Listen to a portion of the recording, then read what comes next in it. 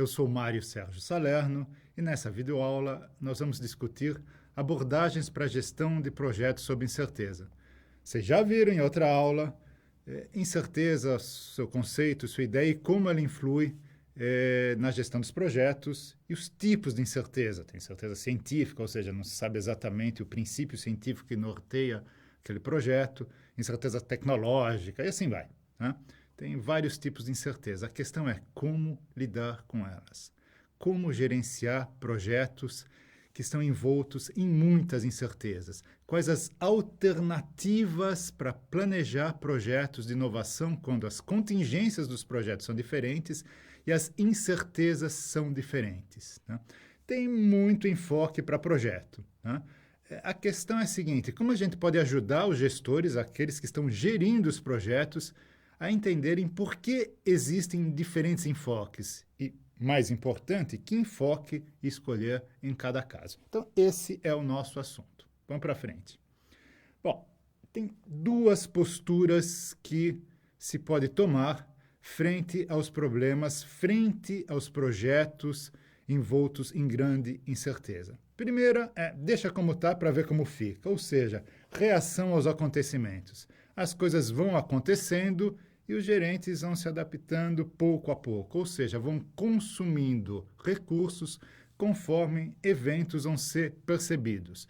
Como que não é percebido, não é gerenciado, muita coisa passa, né? Esse é um problema. Mas vai havendo uma aprendizagem conforme a percepção e a reação ao evento. Uma postura, digamos assim, um pouco passiva, né? A gente espera e vai reagindo. Um outro enfoque, uma outra postura é antecipar aos fatos, se antecipar aos eventos. É uma postura um pouco mais ativa.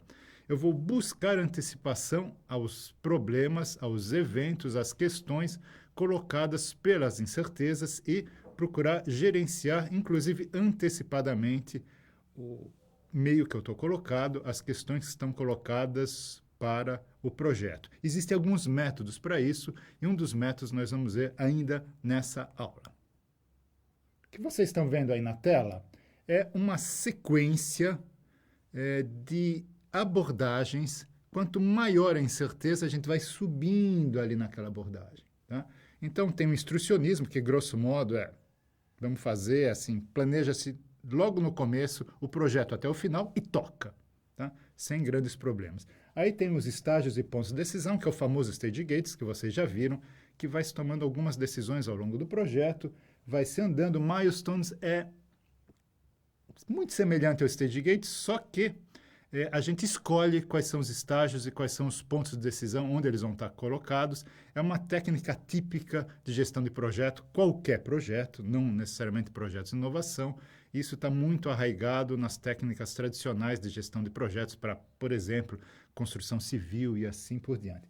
O Discovery Driven Plan é uma técnica interessante que ele pega o projeto do final para o começo, né? Então, num projeto de inovação, qual seria o objetivo de retorno da empresa? E assim vai. E eu vou desdobrando ao contrário, ou seja, eu parto do objetivo final e vou estabelecendo as regras, as metas, os objetivos das etapas anteriores. Um dos problemas do DDP, como é chamado, é que há necessidade de alguns dados. Por exemplo, para eu chegar num determinado retorno, eu preciso saber ou preciso estimar alguns custos, alguns faturamentos, e muitas vezes isso não é possível.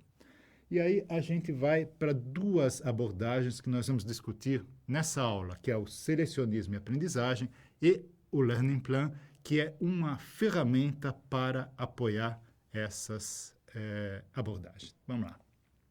Bom, instrucionismo. Para situações conhecidas, ambientes conhecidos, eu projeto no início. Para situações conhecidas, eu, no início do projeto, faço todo o planejamento até o final. Isso vale para situações dadas, nas quais o ambiente muda pouco, eu já sei o que vai acontecer, eu tenho muito histórico, por exemplo, construção civil, projetos de rotina, etc. Eu tomo a decisão e depois a coisa vai numa rotina até o final.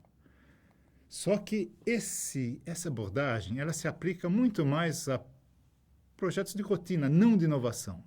Só que essa abordagem não se aplica a projetos de inovação mais radical, ela se aplica à rotina, ela é ótima para rotina.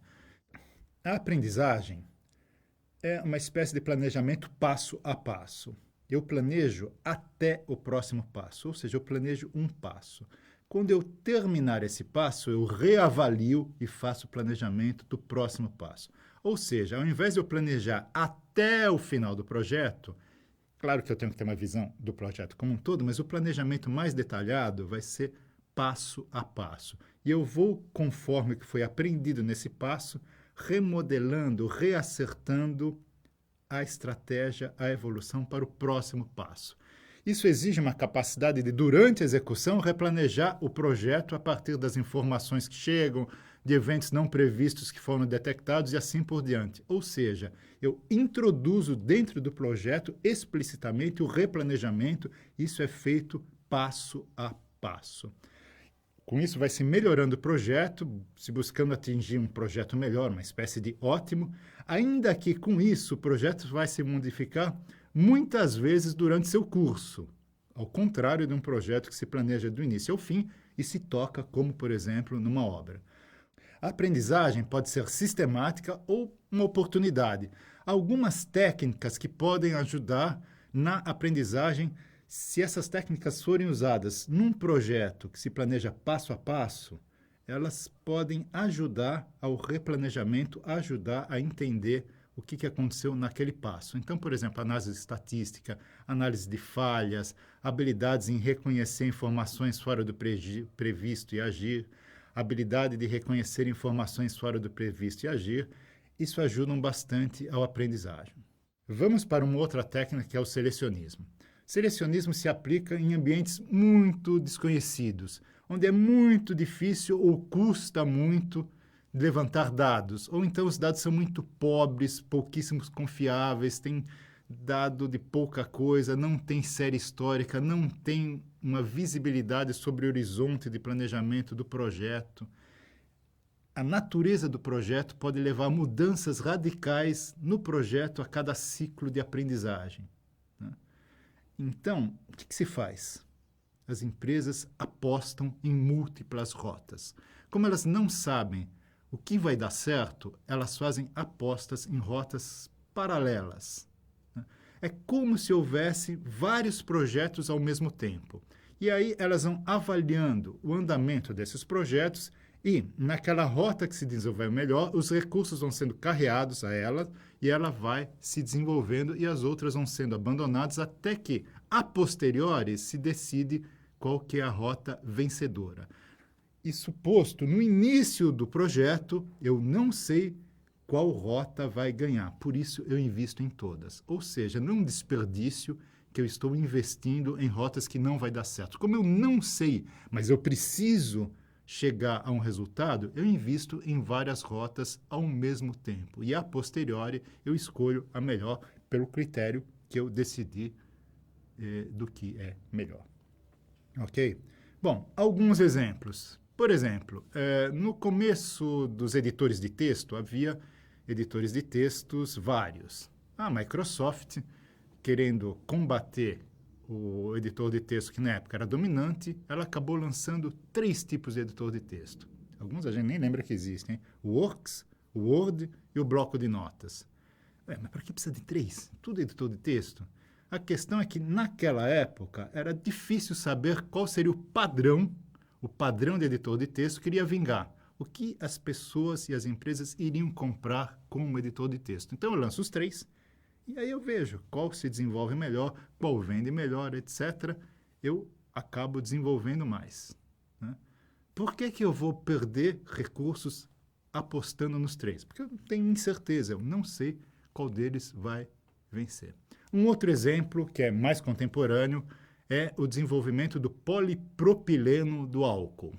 Então, a Braskem, uma empresa brasileira, ela desenvolveu um etileno de etanol, né, que leva ao polietileno. Então, dá para fazer plástico de origem vegetal, de origem de álcool de cana-de-açúcar.